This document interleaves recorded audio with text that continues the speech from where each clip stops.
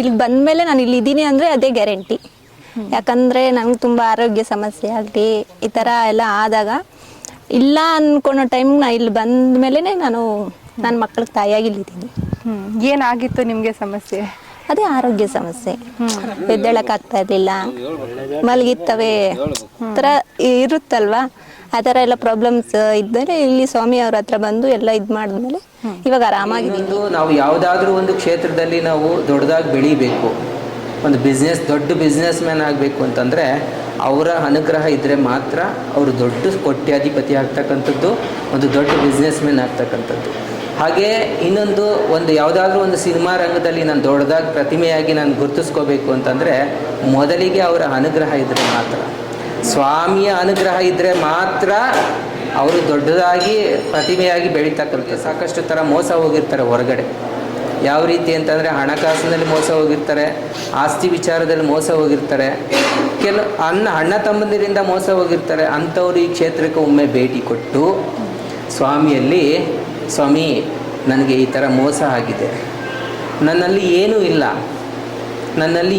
ಇಲ್ಲ, ಸ್ವಾಮಿ ನೀವೇನು ಕೊಡಬೇಕಾಗಿಲ್ಲ, ಶ್ರದ್ಧಾ ಭಕ್ತಿಯಿಂದ ಸ್ವಾಮಿ ನನಗೆ ಈ ಥರ ಮೋಸ ಹೋಗಿದೆ ಅಂತ ಒಂದೇ ಒಂದು ಪ್ರಾರ್ಥನೆ ಮಾಡಿದ ಸಾಕು.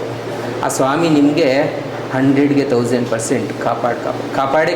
ಆಮೇಲೆ ತೀರ್ಥ ಸ್ನಾನ ಮಾಡಿಸ್ತಾರಲ್ಲ, ನೀವೇನಾದ್ರು ಮಾಡಿಸ್ಕೊಂಡು? ಮಾಡಿಸ್ತೀರಿ, ನಾವು ಬಂದಾಗೆಲ್ಲ ಮಾಡಿಸ್ಕೊಂಡು ಹೋಗ್ತೀನಿ.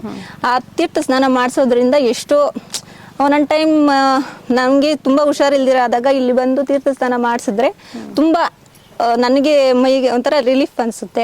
ಅದರಿಂದ ನಾನು ಬಂದಾಗೆಲ್ಲ ಮಾಡಿಸಿ. ಏನು ಸಮಸ್ಯೆಗಾಗಿ? ನಮಗೆ ಸಂಖ್ಯೆ ಥರ ಆಯಿತು, ಎಲ್ಲಿ ಹಾಸ್ಪಿಟ್ಲಿಗೆ ಹೋಗಿ ಎಲ್ಲೇ ಹೋದ್ರೂ ಗುಣ ಆಗಿರಲಿಲ್ಲ. ಇದು ಬಂದಮೇಲೆ ಪರವಾಗಿಲ್ಲ. ಸಮಸ್ಯೆ ಅಂದರೆ ಒಂಥರ ಮಾನಸಿಕ ಥರ ಆಗಿತ್ತು.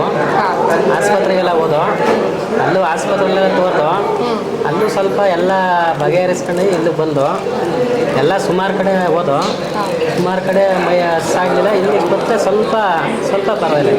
ಇನ್ನೊಂದು ಏನು ಅಂತಂದರೆ ನೋಡಿ, 70 ವರ್ಷ 80 ವರ್ಷದ ಜನಗಳು ಬರ್ತಾ ಇದ್ದಾರೆ ಅಂದರೆ ಸುಮ್ಮನೆ ಯಾರು ಬರಲ್ಲ. ಈ ಕ್ಷೇತ್ರದಲ್ಲಿ ನಾವು ಯಾವುದೇ ಒಂದು ಪ್ರಚಾರಕ್ಕೋಸ್ಕರ ಇಲ್ಲಿ ಇದು ಮಾಡ್ತಾ ಇಲ್ಲ. ಇವರು ಕೇಳಿಕೊಂಡ್ರು, ಆಮೇಲೆ ಇಲ್ಲಿ ನಾವು ಯಾವುದೇ ಒಂದು ಹಣಕಾಸನ್ನು ಕೊಟ್ಟು ಕರೆಸ್ಕೊಂಡು ನಾವು ಮಾಡ್ತಾ ಇಲ್ಲ. ಅವರಾಗಿದ್ದವ್ರ ಪ್ರೀತಿಯಿಂದ ಮಾಡ್ತಾ ಇದ್ದೀವಿ. ನಾವು ಮಾಡಬೇಕು ಅಂತ ಈ ಕ್ಷೇತ್ರದಲ್ಲಿ ಕೇಳಿದ್ದಾರೆ, ಸಾಕಷ್ಟು ಜನಗಳನ್ನು ಕೇಳಿದ್ದಾರೆ, ವಿಚಾರಿಸಿದ್ದಾರೆ. ಬಟ್ ಸಾಕಷ್ಟು ಜನಕ್ಕೆ ಒಳ್ಳೆಯದಾಗಿರೋದನ್ನ ನೋಡಿ ಅವರು ವಿಡಿಯೋ ಮಾಡ್ತಾಯಿದ್ದಾರೆ. ದಯವಿಟ್ಟು ಯಾರು ಬೇಜಾರು ಮಾಡ್ಕೋಬೇಡಿ, ಇಲ್ಲಿ ಯಾರು ಹಣ ಕೊಟ್ಟು ವಿಡಿಯೋ ಮಾಡಿಸ್ತಾ ಇಲ್ಲ, ಅವರ ಪ್ರೀತಿಯಿಂದ ಬಂದು ಮಾಡ್ತಾ ಇರ್ತಕ್ಕಂಥದ್ದು. ಹಾಗೆ ಇಲ್ಲಿ ಬರ್ತಕ್ಕಂಥ ಭಕ್ತಾದಿಗಳು ಅಷ್ಟೇ ತುಂಬ ಒಳಿತನ್ನು ಕಂಡಿರ್ತಕ್ಕಂಥವ್ರು.